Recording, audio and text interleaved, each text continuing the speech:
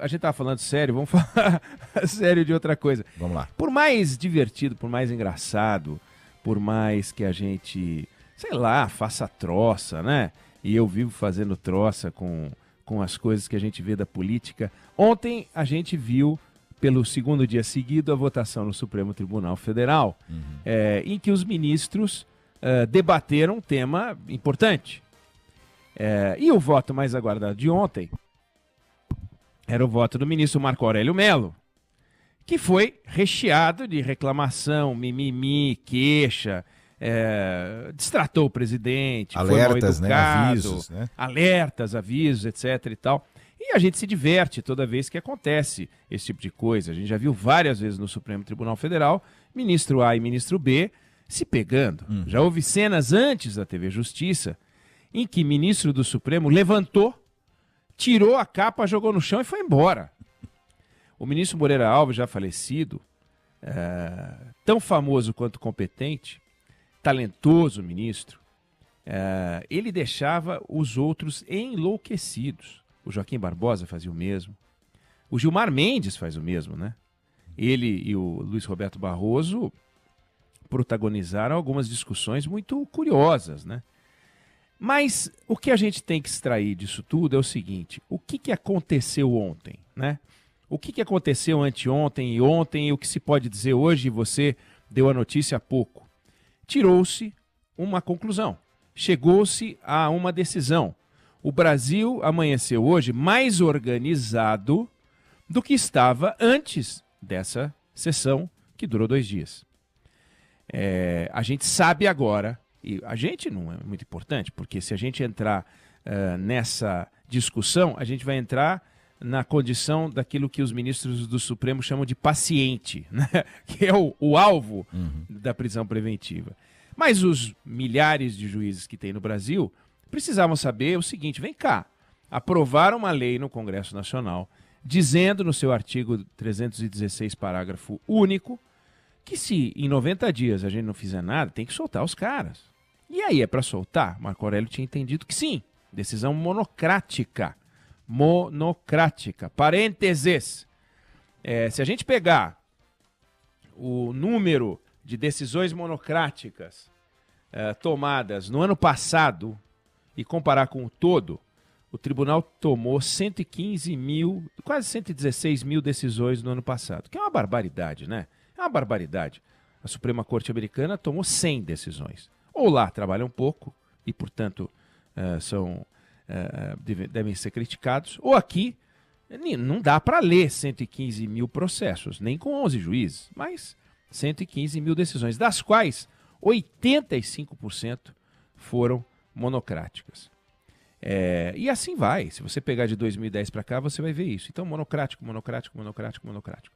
E toda vez que você decide monocraticamente, o que você está fazendo é com que um juiz, que por acaso está no Supremo Tribunal Federal, sugira ao país que o Supremo Tribunal Federal tomou uma decisão, o que não é verdade. Foi um juiz do Supremo Tribunal Federal, foi um ministro do Supremo Tribunal Federal. E é fundamental para a gente que a gente fortaleça a colegialidade, que foi o que a gente viu ontem e anteontem.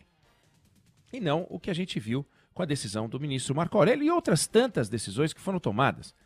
Aquela ideia de loteria, que se você entrar na porta A, tem um tigre que morde o seu pé, e se você entrar na porta B, tem um bombom que você pode comer, é um negócio que não faz sentido, porque tudo parte da mesma casa, tudo parte do mesmo lugar, do mesmo território.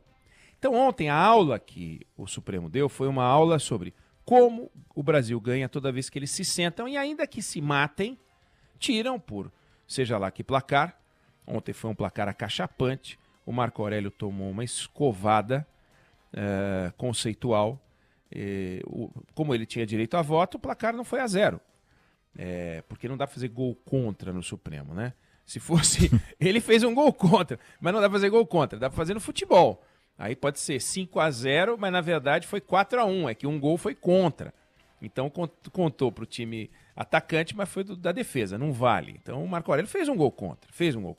Ele não ouviu o juiz, ele poderia ter ouvido o juiz, ele poderia ter feito como o Fachin fez num caso semelhante, ele poderia ter tomado uma decisão, ele poderia ter entregue isso para Rosa Weber, que era a responsável pelo caso anterior e, portanto, como lembrou o ministro Gilmar Mendes, era a ministra Preventa. O nome é horrível, né? Preventa, mas é Preventa. Ela seria, em tese, a juíza natural do caso. Então, ontem, além deles decidirem o que fazer com estes casos, como lidar com isso, e o Rodrigo Aidar vai falar um pouco mais com a gente sobre esse assunto quando ele entrar, também se decidiu algo sobre a distribuição dos processos, para tirar alguns vícios possíveis, alguns truques de advogados, usando a boa-fé e também o despreparo do sistema de distribuição, que vem sendo melhorado ao longo do tempo, mas o Fux publicou uma resolução sobre distribuição dos processos no STF e criou uma comissão que tem 30 dias renováveis para, e se não renovar, solta os caras da comissão, será? Renováveis, para poder tornar essa distribuição mais profissional do que ela é hoje. Então, o que o Supremo definiu ontem é o seguinte: não tem essa de venceu o prazo de 90 dias, o cara sai. Não é possível que quando um juiz perde um prazo, a sociedade paga o preço. Porque soltar o André do Rap pode ser bom para o André do Rap, para a família do André do Rap, para o advogado do André do Rap, mas para a sociedade não é. É diferente de casos que envolvem outros tipos de crimes. Então, reforçando que, independente do assunto que foi discutido ali ontem, o Supremo tem que ser cada vez mais Supremo Tribunal Federal e cada vez menos juízes federais, juízes supremos. O que acontece quando você usa a colegialidade? Você estimula a imparcialidade, a impessoalidade. E quando você faz a decisão monocrática? Você estimula o individualismo. E o individualismo é um lance de dados. O individualismo é uma moeda jogada para cima. Pode dar cara, pode dar coroa. A coesão desaparece. Então, quanto mais eles forem parte do todo, melhor para o Brasil. E é isso que a gente tem que ter. Você tem alguns tribunais no mundo que não autorizam a decisão monocrática. O Brasil fortalece essa forma individual de operar. A gente tem uma cultura de individualismo, de atuação monocrática dos magistrados. Isso não é bom. Eles não se integram, eles não se falam antes. Na Suprema Corte, eles se falam. Eles se falam. O voto é resultado da discussão. Aqui não. Aqui a decisão é resultado do voto.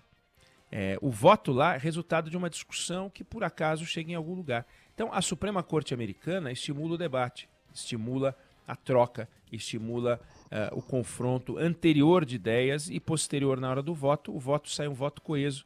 É disso que a gente precisa. Foi isso que aconteceu ontem, que sirva não de lição, né? Nós vamos dar lição para o ministro Supremo, mas que o Luiz Fux consiga, nesse período que ele vai estar de 2 anos, organizar e estimular cada vez mais a colegialidade. O Marco Aurélio tomou sua decisão, ele quis não estimulá-la, foi uma opção do ministro, ele poderia ter, não é o único que faz isso, do contrário, a gente não teria esse placar. Então, que eles se sentem agora e discutam para ver como é que a gente pode ser cada vez mais supremo e cada vez menos individualista, porque isso fortalece as instituições, isso torna cada vez mais coeso o poder judiciário e com aquela sua figura, com aquela necessidade que ele tem de ser o norte da sociedade. A gente precisa saber quando a gente está caminhando sobre o gelo fino, a gente precisa saber quando está aparecendo um iceberg e a gente precisa saber de onde vem a luz. Se a luz não vier do Supremo, a situação fica muito complicada.